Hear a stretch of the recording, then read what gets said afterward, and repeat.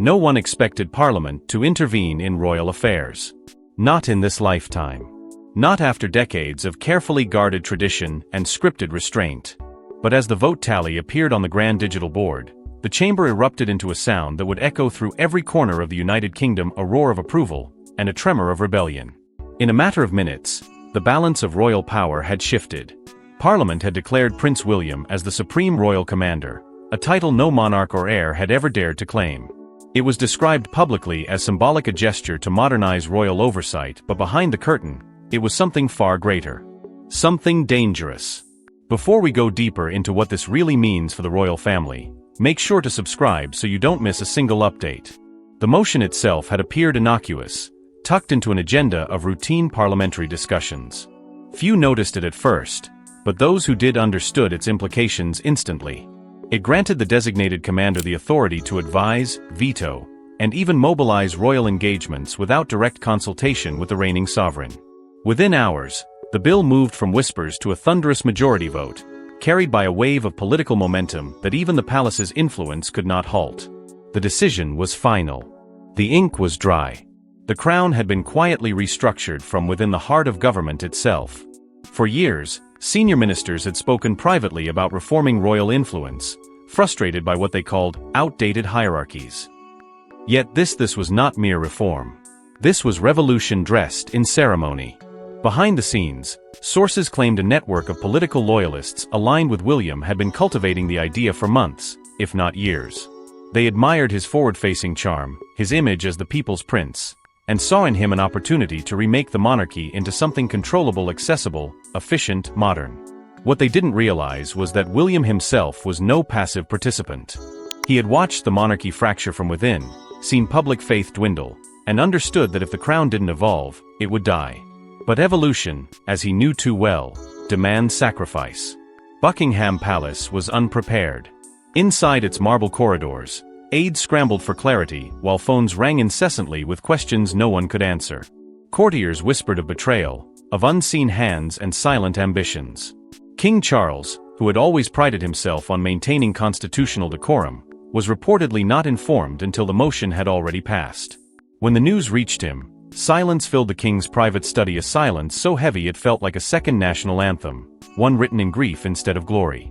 Outside, cameras flashed and reporters shouted, "What does this mean for the monarchy?" While inside, the family's foundations began to quake. The king's advisors feared not just the loss of ceremonial control, but the erosion of royal unity. For decades, the monarchy had survived by presenting an image of harmony, of duty above all else. Yet now, that illusion had been shattered by the very institution meant to protect it. Among Parliament's jubilant cheers, a darker current stirred. Some celebrated the dawn of a new era. Others feared they had just witnessed the first act of a royal power struggle unlike any in modern history. And at the center of it all stood William, steady, composed, and curiously silent. His allies framed the move as a triumph for democracy, but the whispers inside the palace painted a different picture. They said the prince had crossed a line his forefathers never dared approach. The royal staff, once loyal to the crown as a whole, began to quietly choose sides. Those close to the king retreated into private meetings, while younger aides aligned themselves with William's vision of renewal. In every hallway, in every hushed conversation, one question echoed like a warning bell. Had William been preparing for this all along? As Parliament celebrated what it called a historic modernization, a storm gathered beyond the public eye. Behind the ornate gates of Buckingham Palace, one man's power began to crumble and another's rose with unstoppable force. The king's composure fractured that night. Those present said the silence was unbearable. Charles sat in his private study motionless, eyes locked on the television screen that replayed the same breaking headline again and again. Parliament names Prince William as Supreme Royal Commander. The words felt like an earthquake beneath the centuries-old foundation of monarchy. This wasn't just a shift in protocol, it was a dethronement by stealth. The betrayal, Charles realized, hadn't come from his enemies. It had come from his own blood. For nearly an hour, he didn't move. The usually composed monarch, who prided himself on patience and dignity, looked suddenly older, his authority slipping through his fingers. For decades, he had been the guardian of the monarchy's fragile balance, reforming cautiously, modernizing in moderation, always careful not to provoke the institution that allowed him to reign. Yet in one swift act of Parliament, His crown had been reduced to ceremony, and his power quietly transferred to the very son he had spent years preparing for a distant future. The future had arrived too soon and without his consent. When his advisors entered the room, they found not fury but stillness, the kind of stillness that comes before a storm. The meeting that followed was described by one insider as the most tense midnight exchange in royal memory. Papers were scattered across the king's desk, statements drafted and discarded, each one sounding weaker than the last. How could a monarch fight Parliament without appearing desperate? How could a father confront his son without shattering what little unity remained? Charles's voice, when it finally broke the silence, was low but heavy with anger. "They've turned the crown into a council," he murmured. "And my son, into my superior." Camilla, ever the loyal companion, entered quietly, hoping to soothe him. But her attempt to reason only deepened the wound. "Perhaps this is what the people want, darling," she whispered. "William represents progress." The words struck like a blade. Progress. That single word embodied everything Charles had fought to define on his own terms. Now it was being weaponized against him by the Parliament and by those closest to him. His temper, long restrained by royal decorum, finally cracked. "Progress," he thundered. "They've crowned him while I still breathe." Letters exchanged in those days, later leaked to insiders, revealed a monarch haunted by the ghosts of history. Charles saw William's ascent not as an accident, but as a repetition of the monarchy's darkest cycles. He recalled the whispers of Edward VIII's downfall, the turbulence of regents past, and feared that history was repeating itself not with scandal, but with strategy. The notion that his own son might be steering such an agenda terrified him.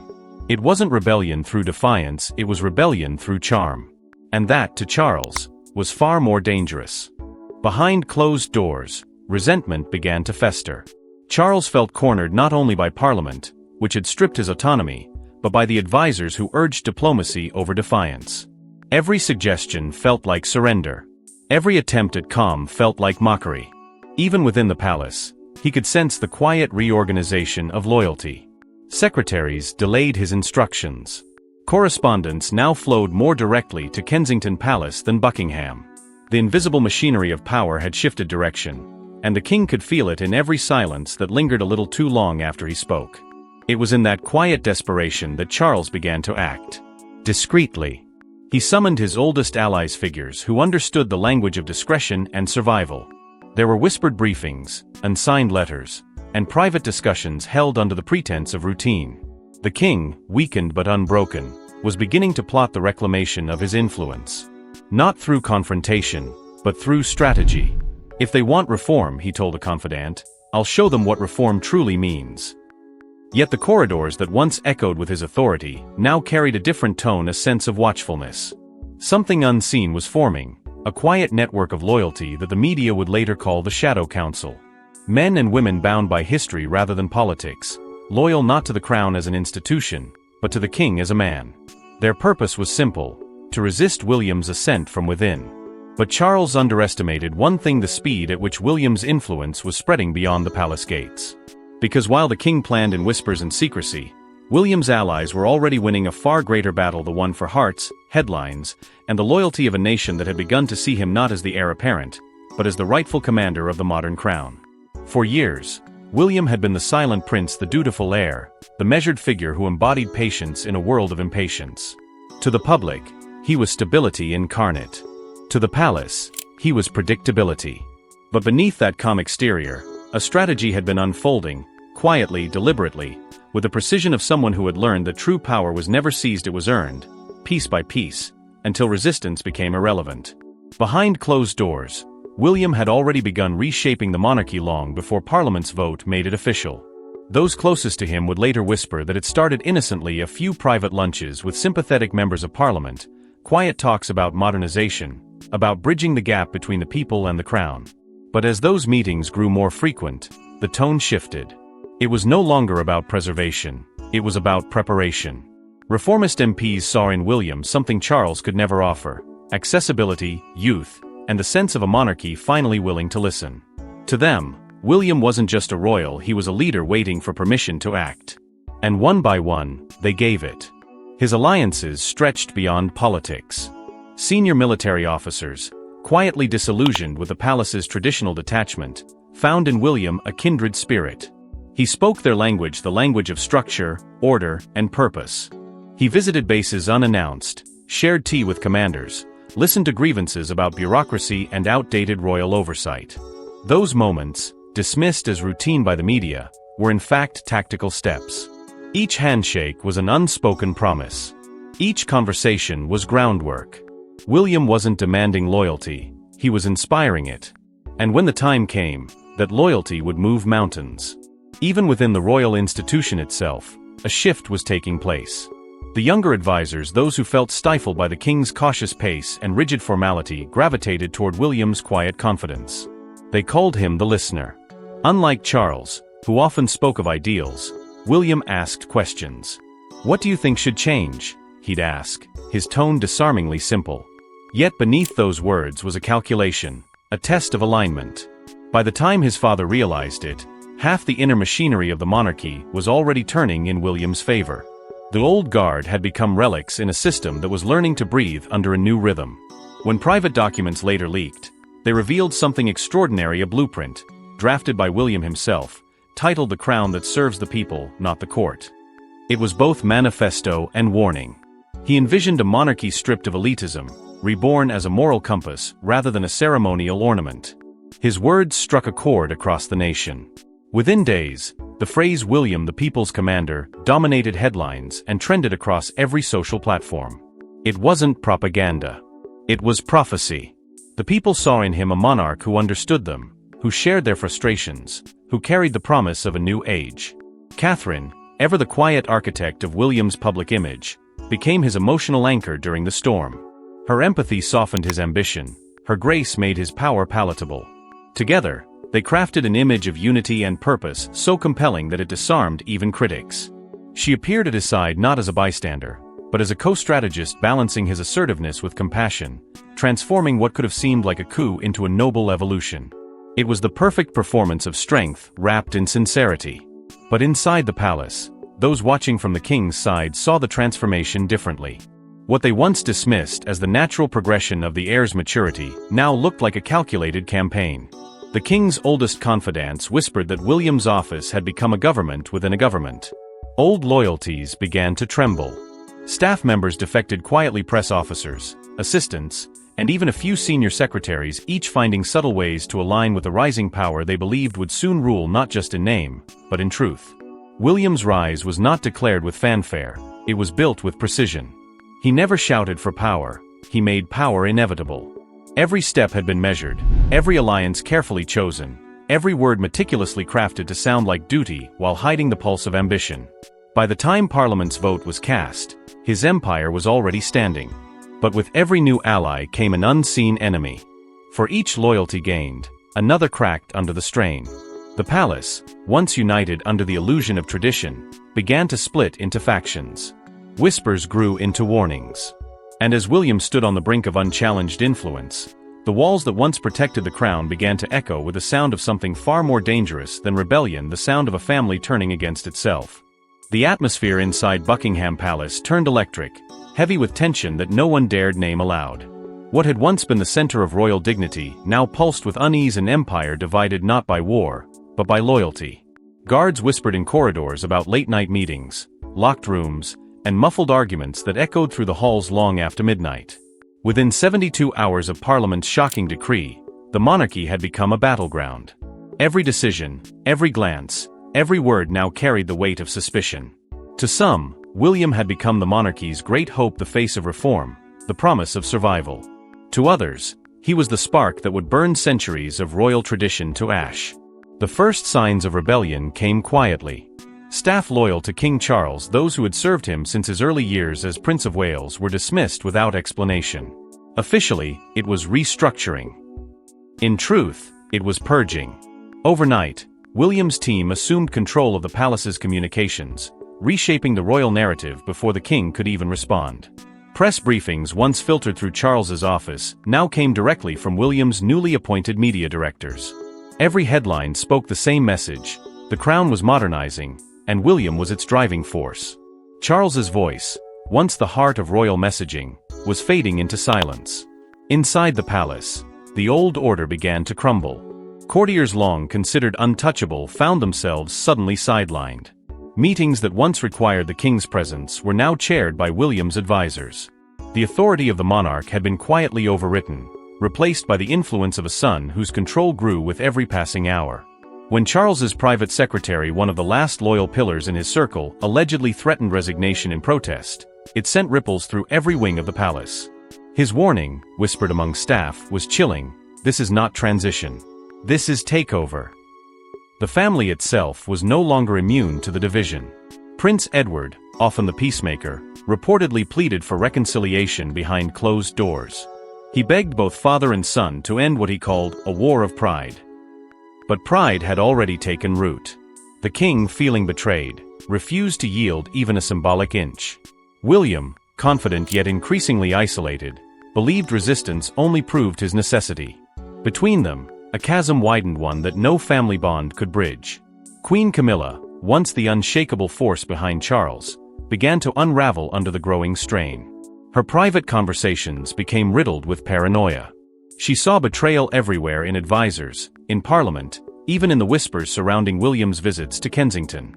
To her, this wasn't political evolution, it was conspiracy.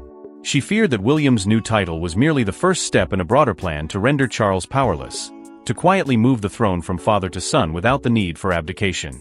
Her suspicions were met with cold dismissal, yet history would later show that she was not entirely wrong. Meanwhile, Parliament's silence fed the chaos. The same ministers who had celebrated William's appointment now avoided comment, refusing to clarify the limits of his authority. Their deliberate restraint spoke volumes. The monarchy, for the first time in modern memory, had been left to govern itself, and it was tearing itself apart. To the outside world, the palace projected calm. But inside, it was a war zone of ambition, secrecy, and betrayal. Behind the grandeur and gilded decorum, the truth was undeniable: the monarchy had fractured. Every hallway carried tension. Every meeting was a test of allegiance.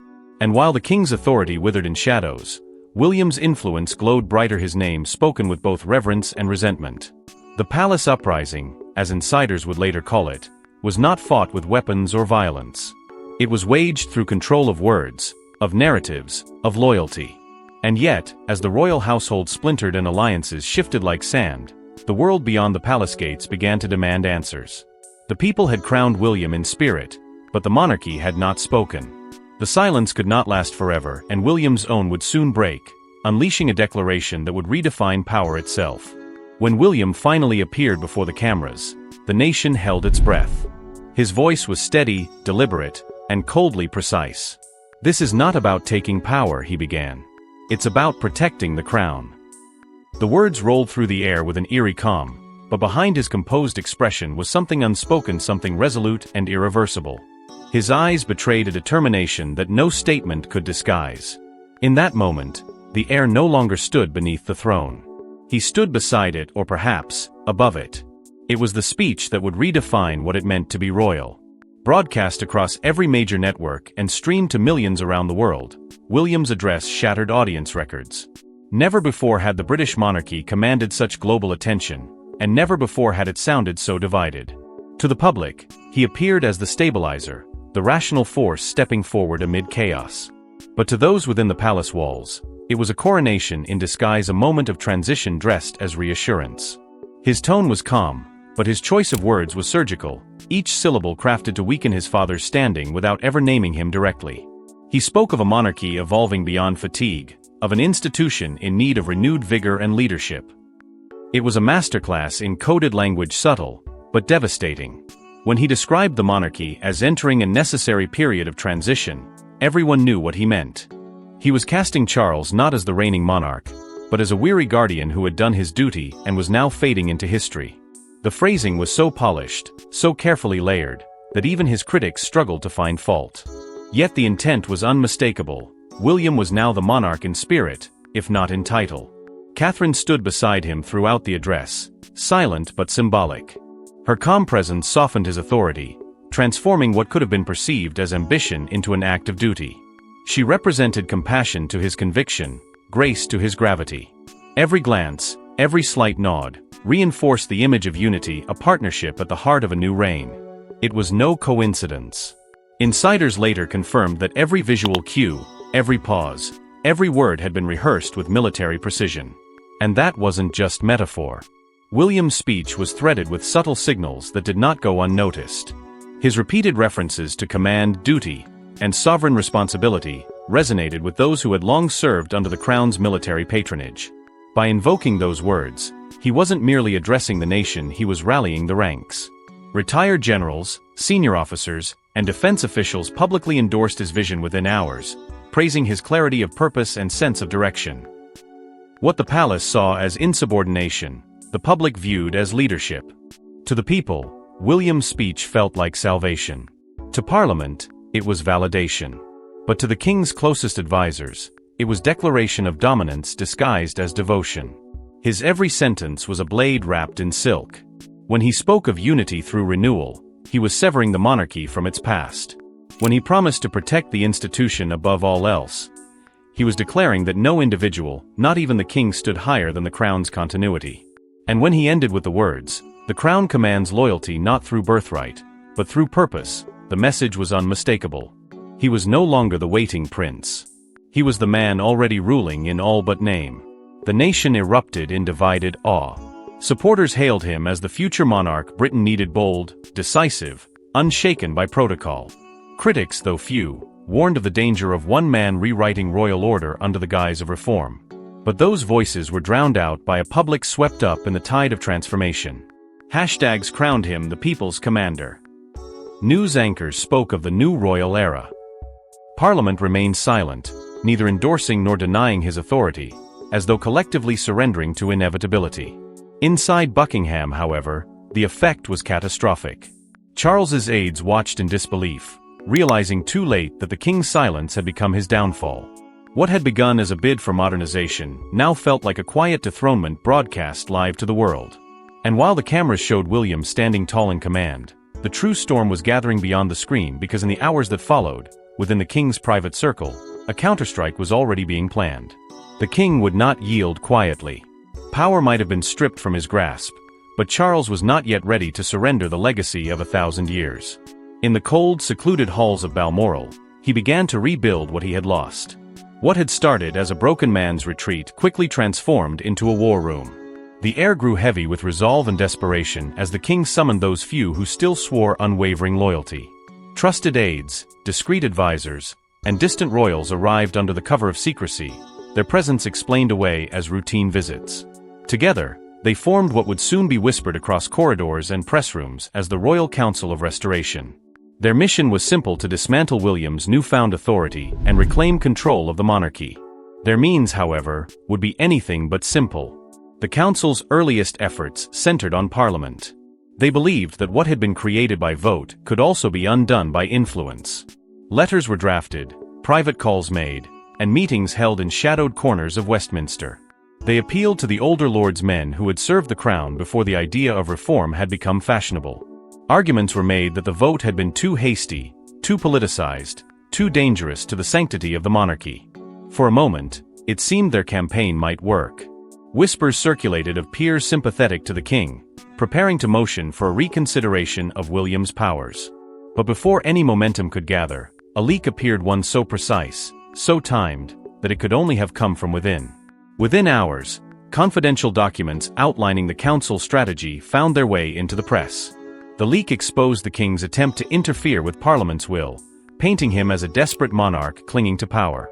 Public sentiment turned cold. Commentators labeled it a royal rebellion against democracy. The embarrassment was devastating. Charles's closest advisors scrambled to identify the source of the breach, but what they didn't yet know was that William had already anticipated every move.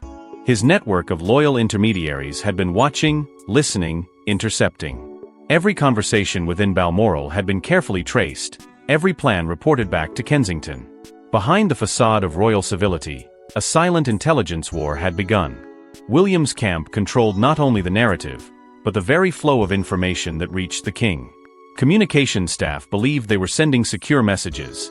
Instead, they were walking directly into William's surveillance web. The king began to feel the walls closing in, the sense that every word he spoke echoed beyond the room. Paranoia crept into his thoughts.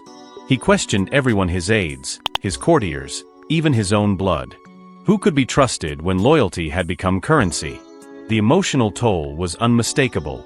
Those who saw Charles during those days described a man divided between fury and heartbreak. One moment, he would command with authority, demanding new strategies, new allies, new leverage. The next, he would fall silent, staring into space as though haunted by ghosts of kings past, men who had faced rebellion, but never from within their own bloodline. His grief was not for the throne itself, but for the son he no longer recognized. The council's final attempt came in the form of a carefully orchestrated maneuver, a plea to the House of Lords to review the constitutional implications of William's new role. It was meant to be discreet, a test of remaining influence. Instead, it became a spectacle. The motion failed before it could even be debated, dismissed as unconstitutional interference by the monarch. Headlines declared the king out of step with the nation. The defeat was absolute. For Charles, it was not just a political loss, it was humiliation broadcast to the world. The weight of it all began to show. Even those loyal to him started to doubt the purpose of resistance. The palace walls that once protected him now seemed to conspire against him. Every call unanswered, every ally hesitant, every glance filled with pity rather than respect. But amid the growing despair, something darker brewed, a revelation that neither Parliament, nor William, nor the nation was prepared for. It was the kind of truth that could not be contained, the kind that turned victories into poison. Because in the days that followed, a secret buried deep within the monarchy's past would resurface, one capable of destroying every bond between father and son, and unraveling the very fabric of the royal legacy itself. It began as a whisper, a rumor dismissed as conspiracy. A buried record in the depths of the Privy Council archives, so old, so obscure, that few even remembered its existence. Yet when the document surfaced, it tore through the monarchy like a thunderclap. What William had uncovered wasn't political gossip or a relic of history, it was a revelation capable of rewriting the entire legacy of the crown. This was no longer a struggle for power. It was a fight over truth itself, and truth, when revealed, has a way of burning everything it touches. The discovery traced back to a series of sealed files marked Royal Confidential for council eyes only. Within them lay evidence that decades ago, the monarchy had quietly manipulated Parliament to preserve royal influence during a constitutional transition. It exposed correspondence between senior courtiers, ministers, and most damningly the then Prince Charles. The letters revealed that when the nation debated reducing the monarchy's political privileges, Charles had personally intervened, using his influence to sway votes and ensure the crown's hidden hand remained intact. What had once been seen as a dignified institution, above politics, was suddenly revealed to have bent the rules to protect its own authority. William's aides reportedly found the documents while reviewing archival procedures related to his new title. What began as routine research quickly turned into a moral reckoning.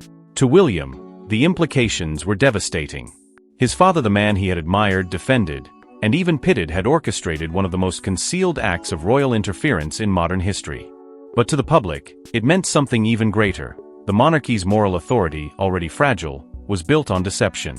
The idea of divine duty and constitutional purity had always been the monarchy's armor. Now that armor was cracked, and William's discovery became the weapon that would pierce it completely. Insiders say the revelation changed everything for him. Where once he sought modernization for the sake of progress, his purpose shifted. His quest became personal, a mission to restore what he called the moral integrity of the crown. Behind closed doors, he confided in advisors that the monarchy must atone before it could evolve. "We cannot lead if we have lied," he reportedly said. It was not defiance that drove him anymore, it was conviction. The Supreme Royal Commander title, once viewed as ambition, was now recast as an act of redemption. To William, he was not seizing control from his father. He was rescuing the crown from his father's sins. But for Charles, the truth landed like a blade.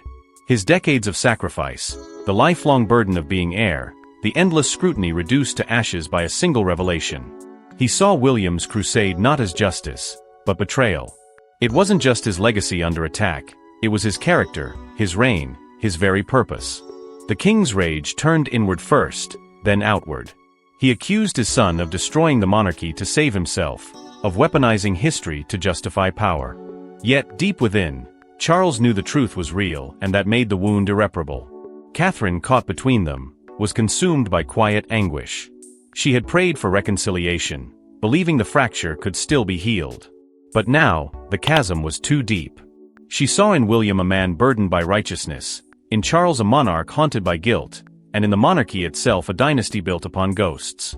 The bond that had once been unbreakable between father and son shattered not with shouting, but with silence. The family dinners stopped. The calls went unanswered. The king and his heir became strangers bound only by a crown they no longer viewed the same way.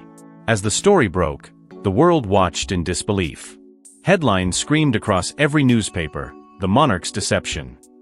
Television panels dissected every detail, historians debated royal ethics, and Parliament demanded transparency. For the first time, the monarchy wasn't being defended, it was being questioned. The truth that was meant to cleanse had instead ignited chaos. The institution William wanted to purify was now standing on trial before its own people.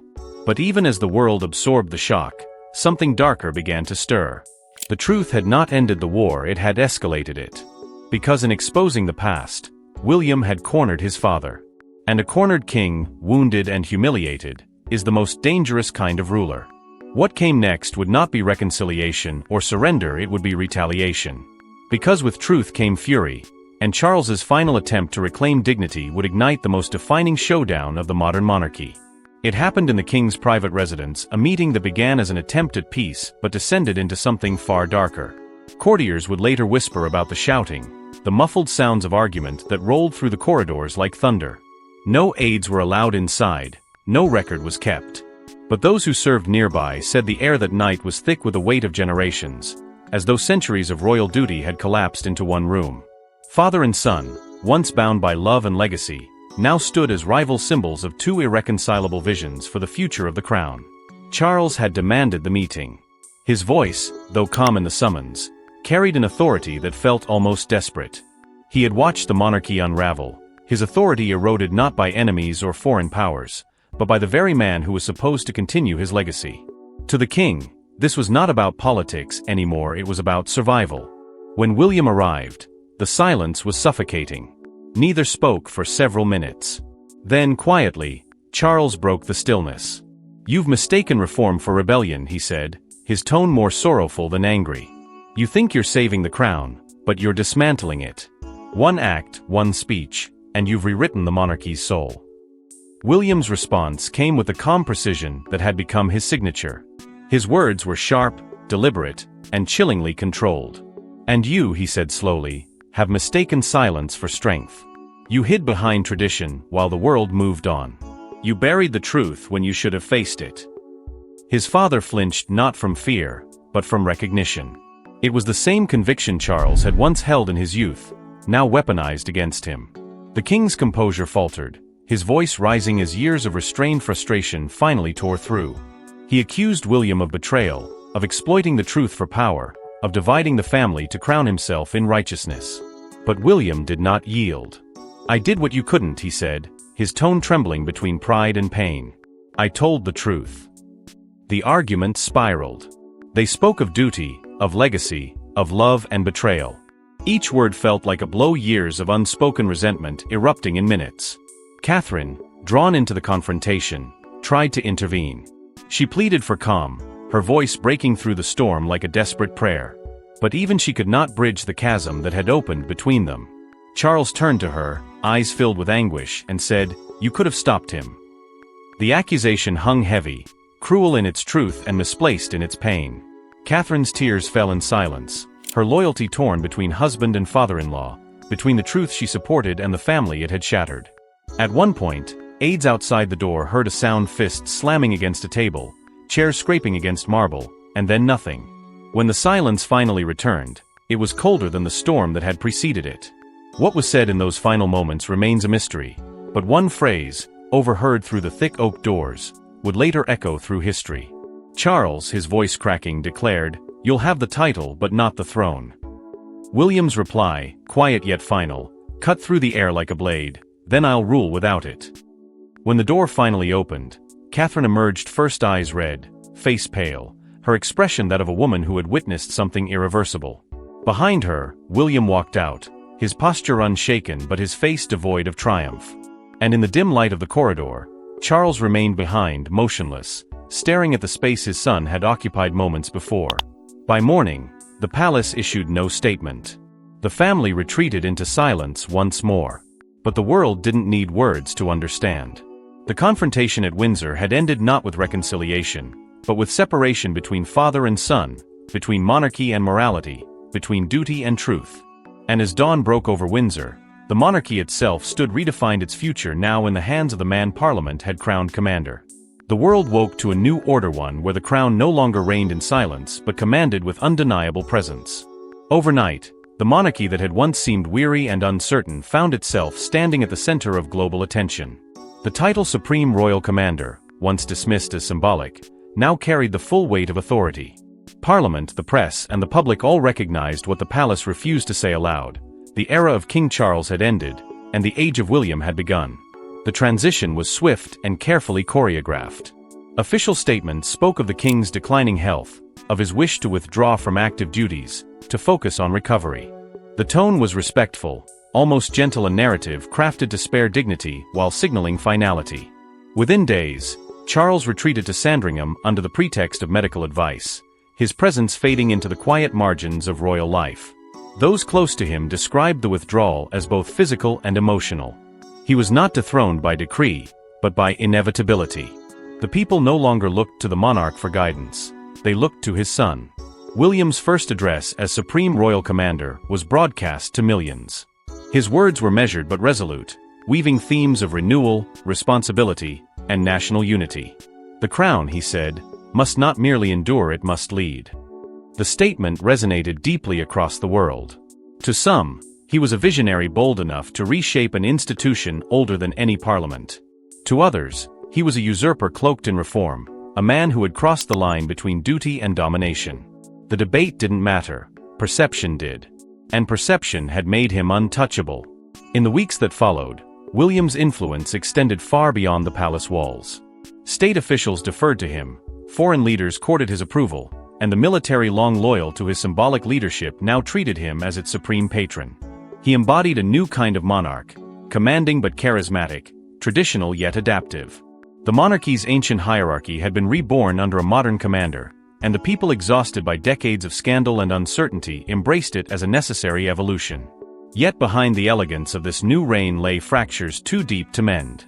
The royal family, once the face of unity, had become a portrait of estrangement. Charles's absence created a silence that no statement could fill. His supporters whispered that he had been forced out, that history would remember him not as a weak king but as the last who tried to preserve the old order. William's allies dismissed such talk as nostalgia. But within the gilded walls of Windsor and Balmoral, grief lingered like a shadow. Father and son had both won and lost, one his throne, the other his peace. Catherine became the quiet architect of stability, her calm demeanor softening the edges of William's reign. To the public, she represented compassion, balance, and moral grace, a counterweight to the commander's steely resolve. Together, they projected an image of controlled strength, a couple united not by affection alone, but by purpose. It was Catherine's influence that transformed William's rule from ambition into something that resembled destiny. Yet those who knew her well saw the toll. She bore the weight of two legacies: the past she could not heal and the future she could not entirely trust. Across the globe, headlines praised the rebirth of the British crown. But beneath the surface, unease grew. Monarchists and Republicans alike questioned what had truly changed. Was this reform or silent revolution? The royal household operated with military precision, its communications deliberate, its movements choreographed. What once appeared ceremonial now felt strategic. The monarchy had regained relevance, yes, but it had also lost something more profound: its mystery, its restraint, its humility. In private circles, whispers persisted that Charles might someday return, though few believed it. His son's power was now absolute, endorsed by Parliament, sanctified by popularity, and protected by fear of instability. William had achieved what no modern royal ever dared to command both crown and country. Yet, as history has always warned, every rise carries the echo of its fall. Because in the end, no throne, no legacy, no bloodline can remain untouched by the weight of ambition. And as the world adjusted to the rule of its first supreme royal commander, one truth became impossible to ignore: no crown is ever secure when born from rebellion disguised as duty.